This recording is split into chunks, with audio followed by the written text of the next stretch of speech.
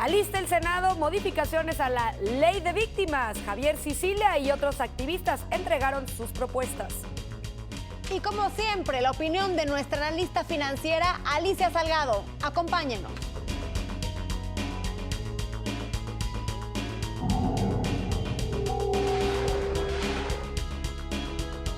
¿Cómo están? Bienvenidos a Desde las Cámaras. Antes de empezar nuestro programa, déjenme mandarle saludos a todas las personas que nos ven en Puebla a través del canal 6.2. Por cierto, felicidades.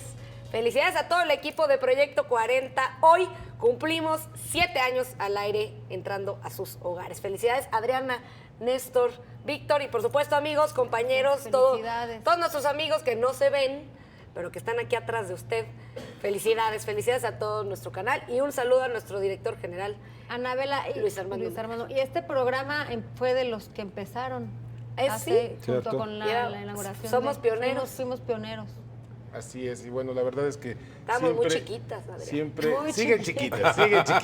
Sí, que quede claro que siguen chiquitas. No, pero felicidades, porque de verdad es un esfuerzo, es de muchos y que pues ha dado buenos resultados también. Pero además la parte importante que es pues este planteamiento de hacer una televisión inteligente que pueda además pues de entretener, informar, crear opinión y pues agregarle a usted, que es el objetivo de nuestro trabajo de todos los días, pues la información, los datos, los comentarios, las reflexiones que le sirva para que usted norme criterios sobre las cosas que pasan en la vida pública, en nuestro caso en el Congreso, pero también pues en todos los nichos que manejamos. Tenemos cine, tenemos documentales, tenemos noticias, tenemos debate, bueno, tenemos de todo.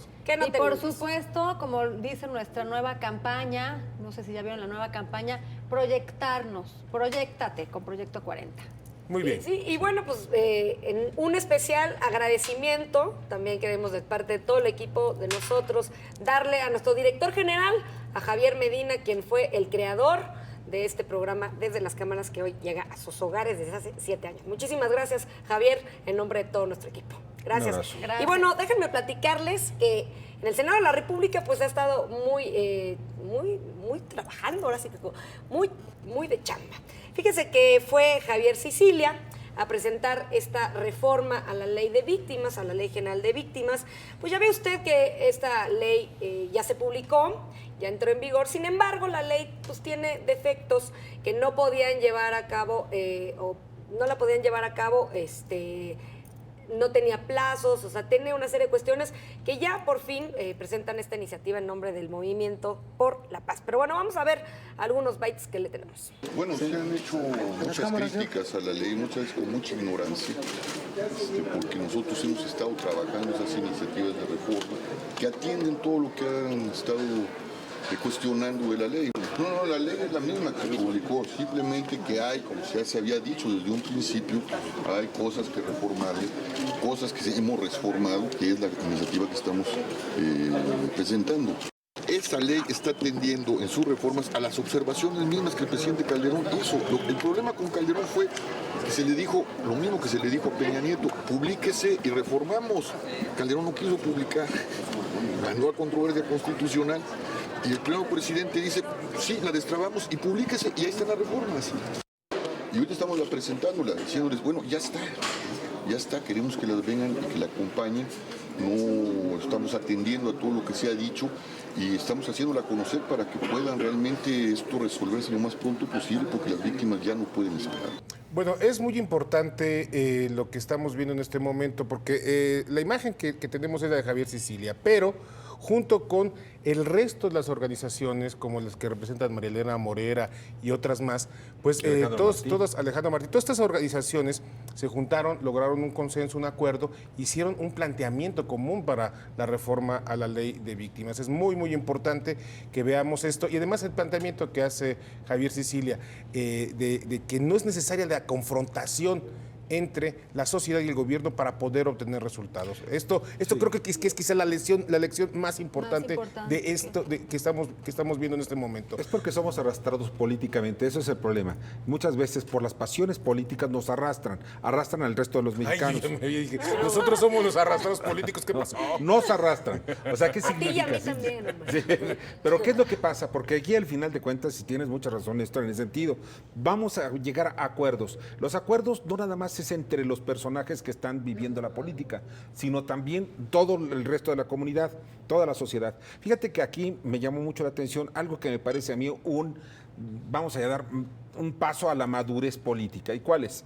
De que los senadores en este caso escucharon a la sociedad. ¿Qué es lo que dice la sociedad? Sí, estamos conscientes de que la ley la ley de defensa contra víctimas del delito pues que tenía muchos obstáculos, muchos problemas.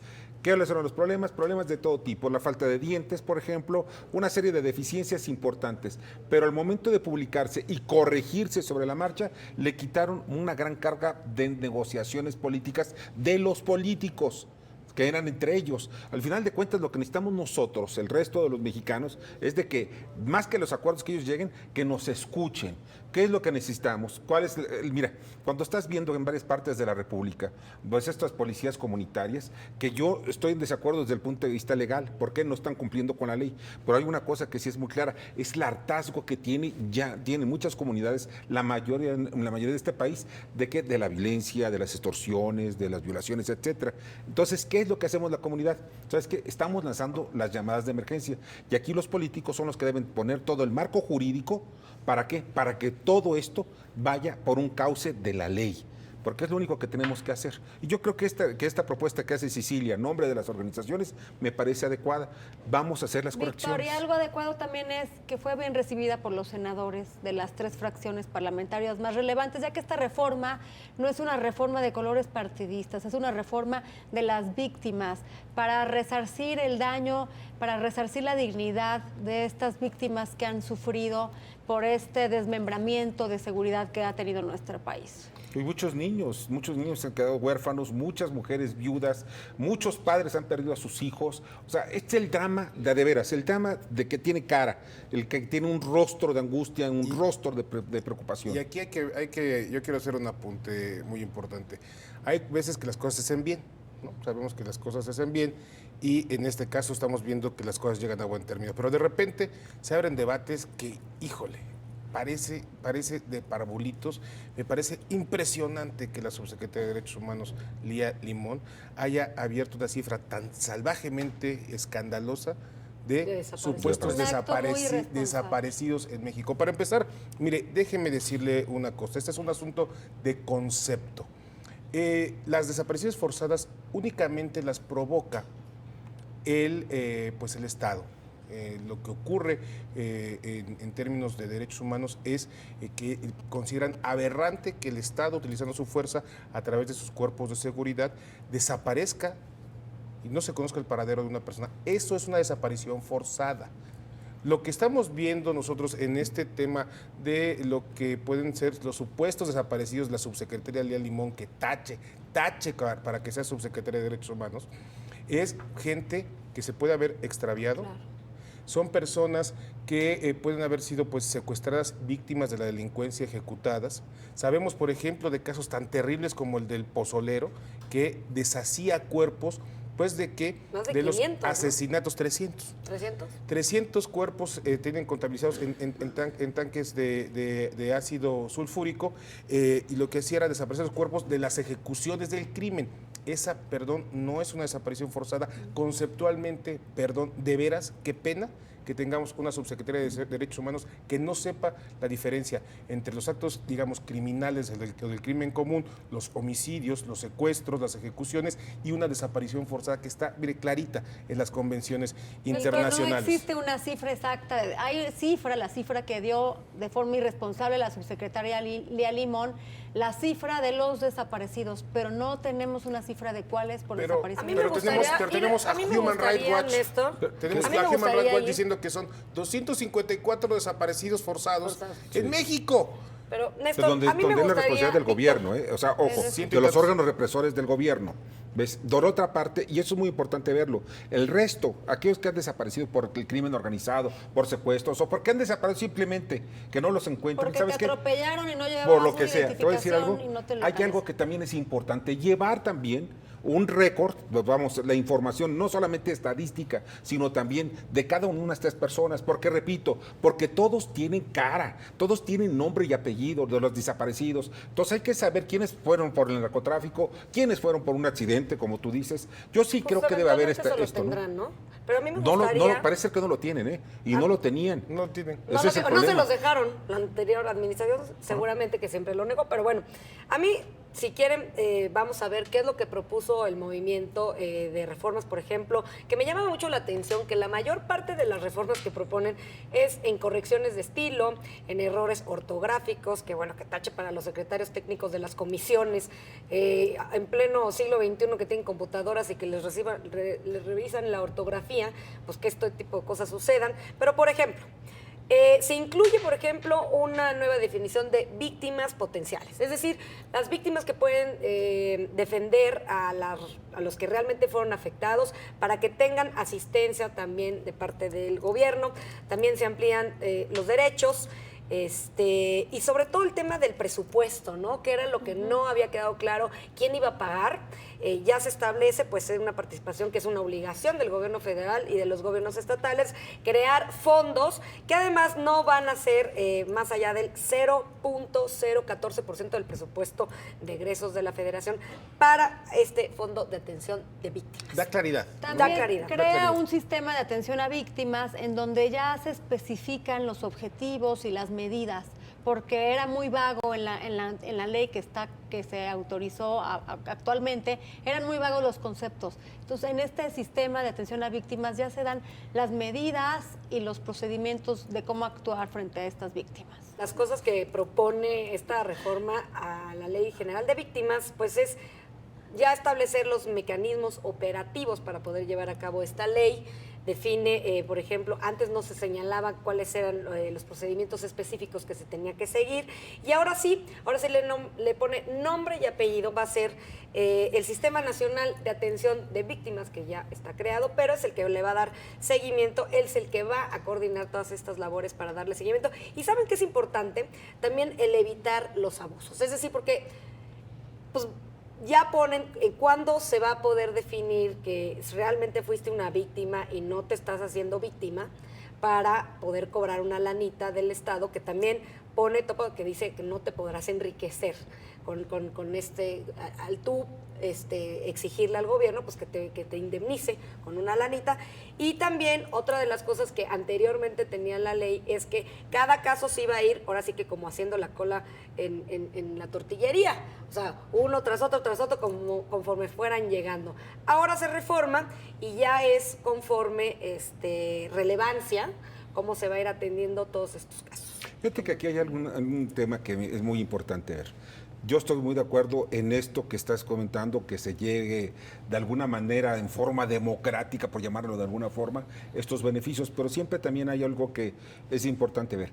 También los familiares de algunas de estos criminales son los que sufren muchas veces, son víctimas también del crimen, y no hay que olvidarlo. Estamos hablando cifras más, cifras menos, porque al final de cuentas del sexenio pasado no tengo la cifra exacta de cuántos fueron los muertos. O sea, los familiares de los delincuentes. De los delincuentes. De los Y te voy a delincuentes. decir por qué, porque muchos quedan, vamos hablando de viudas, estamos hablando de huérfanos, muchachos o niños que no tienen nada que ver en esto, pero que por la actividad negativa de los delincuentes, pues a ellos los pasan a afectar.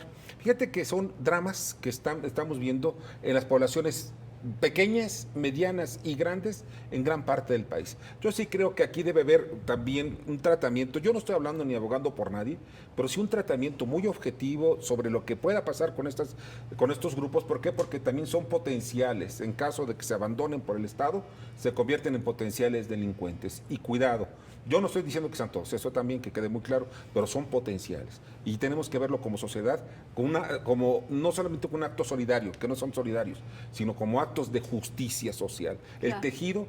tejido de muchas sociedades está roto, y hay que corregirlo. Vamos del otro lado del estudio con nuestra experta en temas financieros, por supuesto que con Alicia Salgado. Gracias, muchachos. Ahora sí, de este lado del estudio. Fíjense que hay un tema interesantísimo en la Cámara de Diputados que acaba de ser aprobado por mayoría en la Comisión de Transporte. Es interesante porque la presidencia de Juan Carlos Muñoz, que viene de la Canacar y era el presidente de la Asociación de Transportes Multimodales, vamos, de todo el Consejo del Transnacional de Transporte, ha generado muy buenos acuerdos. Es la primera vez en muchísimo tiempo que al menos a mí me toca ser testigo que tanto la Asociación de Transporte Privado, que representa a los grandes transportistas como la Canacar y la Canatram, que son las otras dos grandes asociaciones, están de acuerdo en un tema de transporte y tiene que ver con la seguridad y el tipo de transporte que puede circular por las carreteras federales. El cambio más relevante de esta ley y que seguramente ya se lleva al Pleno y seguramente se va a aprobar, porque digo que tienen consenso total, es que a partir de que entre en vigor no van a poder circular por las carreteras federales, ya sea de cuota o sin cuota, simplemente federales, a camiones que transporten mercancía que tengan una edad mayor a 20 años.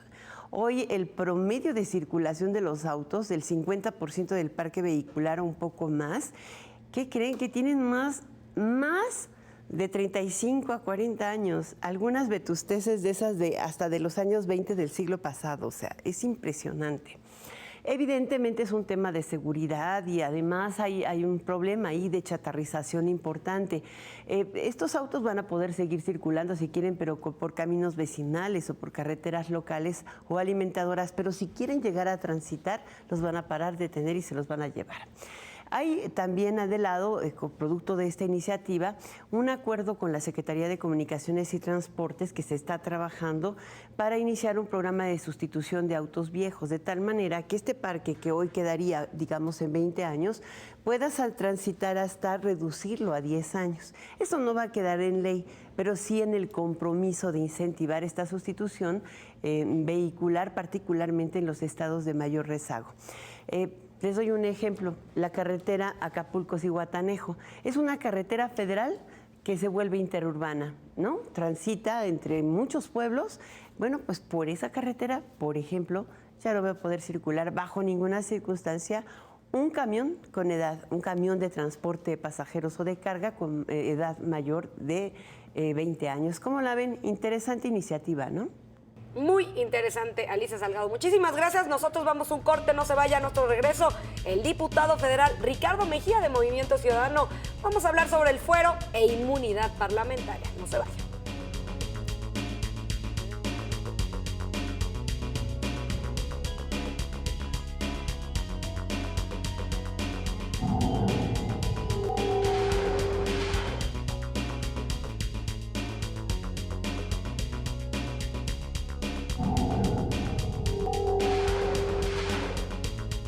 Ya estamos de vuelta aquí en Desde las Cámaras y se encuentra ya con nosotros en el estudio el diputado federal Ricardo Mejía. Él es diputado por el Movimiento Ciudadano y como le dijimos antes del corte, pues el tema a tratar es el fuero y la inmunidad parlamentaria. Diputado, ¿cómo está? Buenas noches. Buenas noches, Néstor. Buenas noches, Anabela, Adriana.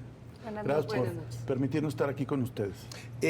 Sin duda el tema del fuero y la inmunidad parlamentaria tiene que ver con un tema primero histórico, que tiene que ver con la defensa de las ideas y las opiniones de los legisladores en una época convulsa del país, pero también se volvió una demanda ciudadana porque se convirtió pues en un tema, digamos, de impunidad de parte de políticos que han ocupado esta figura pues para abusar de esta protección que les brinda la Constitución, diputado. Así es, Néstor. Bueno, primero que nada, más que un derecho de los legisladores, es una prerrogativa inherente al cargo para garantizar que en el ejercicio parlamentario y legislativo pues no pueda ser reconvenido por tus expresiones, por tu actuación, que no sufras hostigamiento ni persecución política y que puedas dedicarte a tu función sin ninguna presión indebida que te afecte tu quehacer. Evidentemente que también ha derivado en excesos, ha derivado en cuestiones que la ciudadanía reprueba, pero... Tomas de tribuna, por ejemplo. Bueno, eso insultos. Bueno, insultos... Denigración de sus propios compañeros, diputados. Pero eso no va inherente en el fuero, esa es la inercia. Difamación de funcionarios públicos. Ha sido ocupado en muchas ocasiones para eso. Recordemos que el señor Fernández Noroña, por ejemplo, dijo a Genaro García Luna, y mire que yo cuestiono la gestión de García Luna, le dijo asesino, sin presentar una sola prueba. Y a Molinar también, ¿no? Imagínense. Bueno, pero eso ya es función de cada quien. Es preferible el exceso de la libertad de los parlamentarios que la restricción, y además son servidores públicos. También le pudo haber revirado definitivamente García Luna u otro funcionario, pero más bien los excesos tienen que ver con lo que se conoce como charoleo u otro tipo de actitudes que reprobamos, pero que es importante que la ciudadanía tenga en cuenta que eso no tiene nada que ver con el fuero. O sea, los servidores públicos prepotentes que cometen conductas que deben ser reprobadas. Ya llevan varios años queriéndolo regular o eliminar. Por los usos y abusos, muchos personajes se escudan en su fuero, delincuentes que tienen delitos, que traen órdenes de aprehensión, se escudan en su fuero para poderle darle la vuelta a la autoridad. Lo que hizo, Ahora lo que hizo el PRD y cuando metieron al hermano de Leonel Godoy, que es el único prófugo ahora todavía por el michoacanazo. Pero hay otros casos también. Y se metió. El caso de Roberto Madrazo. Diputado. El caso de Roberto Madrazo, el caso de Carlos Romero de Champs, que ahí pues, el que bloqueó que hubiera desafuero fue el PRI, hay que decirlo. Entonces nosotros eso lo hemos venido señalando, que hay un dispositivo constitucional y quien ha inhibido que pueda ejercerse, pues ha sido finalmente ahí, en este caso, el ¿Cuál el es la PRI. propuesta? ¿Ahora sí va en serio? ¿Se va a modificar? ¿Se va a regular? ¿O se va a, de plano, eliminar el fuero constitucional? Lo que pasa es que primero habría que precisar, el artículo 61 de la Constitución habla que un legislador no podrá ser reconvenido por su actuación legislativa. Ese artículo prácticamente quedaría igual, pero ya no se hablaría de fuero, sino de inmunidad parlamentaria. Y yo creo que es sano porque finalmente la palabra fuero está asociada a una serie de excesos. Y yo creo que también en el lenguaje es importante introducir cambios, pero digamos que esa parte se va a mantener.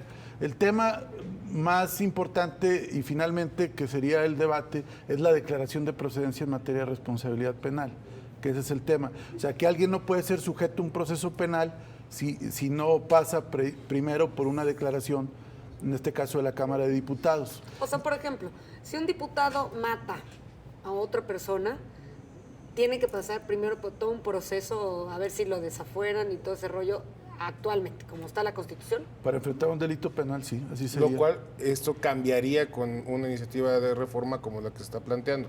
Lo que están planteando, y ahí es el debate, es que ya no haya declaración de procedencia, sino que se instruya todo el proceso penal y cuando haya una sentencia firme, se notifique a la Cámara y hay un periodo de 10 días para que se desahogue ya la declaratoria de pérdida de la inmunidad y que ya sea... No, pues pasando todo ese tiempo ya se les peló. Y llega, o sea, este es, digamos, un caso extremo, también podría encontrarse un caso en el que hubiera participado, por ejemplo, en alguna, pues, digamos, desfalco, desvío público, en alguna otra función anterior que hubiera tenido como funcionario. Y también hay cosas que son verdaderamente, pero de risa loca, que llegan al ridículo. El diputado del PRI que le puso una placa con su charola y fue a guardar un coche deportivo al estacionamiento de la Cámara de Diputados. Ahora, ese es un exceso de prepotencia, pero también, igual que las faltas administrativas, pues no tiene nada que ver. No es un delito. Yo lo que he señalado, que la gente vea qué partido es y qué legisladores y le cobren las urnas la afrenta, pero no tiene que ver con esto que estamos hablando.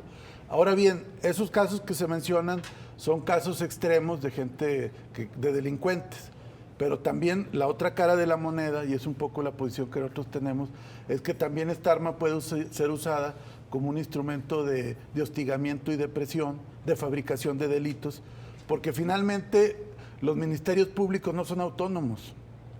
O sea, los ministerios públicos o lo controla el gobernador o lo controla el presidente de la República.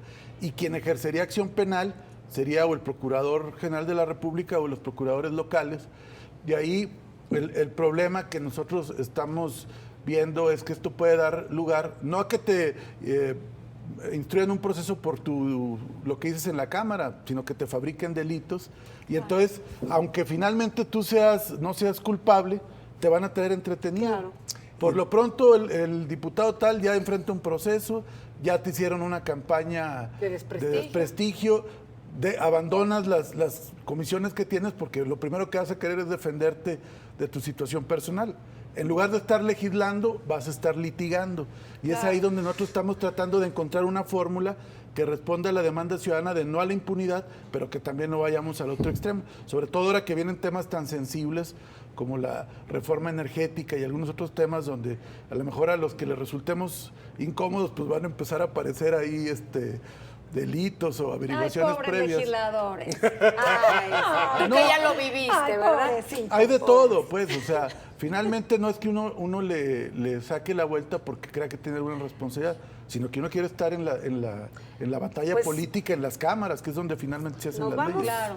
Diputado Ricardo Mejía, muchísimas gracias. Se nos acabó el tiempo. Es un tema sumamente No, es un interesante. tema mucho. Y ojalá quedemos satisfechos todos, ciudadanos y legisladores. Sí, eso es lo importante. Y nosotros, para concluir, si me lo permites, nosotros este tema no lo desvinculamos de otros temas importantes. El tema de lo que nosotros dimos la batalla para que no se perdieran derechos los particulares, como fue el tema de la ley de amparo, y también el tema de la reforma que concentra las facultades de la seguridad pública en la Secretaría de Gobernación. Por eso Pues, nosotros lo vemos en ese contexto. Ahí está el tema. Y bueno, ¿ustedes quieren ir al Mundial?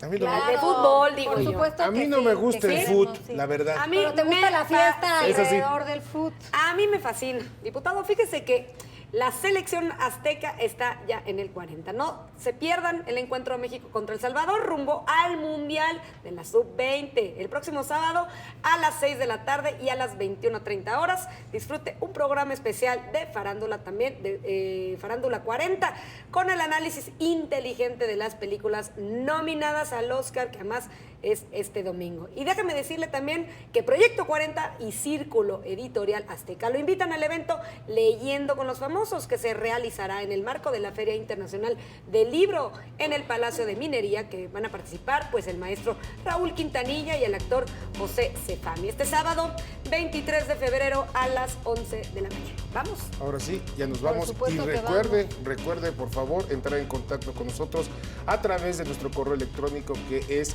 desdelascámaras@proyecto40 con número.com.mx, y también síganos a través de las redes sociales en @desdelascámaras. ¿Y tu Twitter, Adrianita? Yo soy Azarur en Twitter. Y Yo Néstor, soy Nes Ojeda, también en Twitter. diputado, ¿usted tiene Twitter? Sí, Ricardo MEB. Ricardo M. Pero bueno, y yo soy APZ, síganos en las redes sociales. Y Adriana, Y véanos este martes en La Encerrona, el debate por México, a las 11:30 de la noche, con el senador David Penchina, el senador Mario Delgado y el senador Roberto Gil, y yo como conductora. Los esperamos esta noche del martes. pues ya nos vamos, ahora sí, ya vamos a Acapulco. Pero bueno, bye.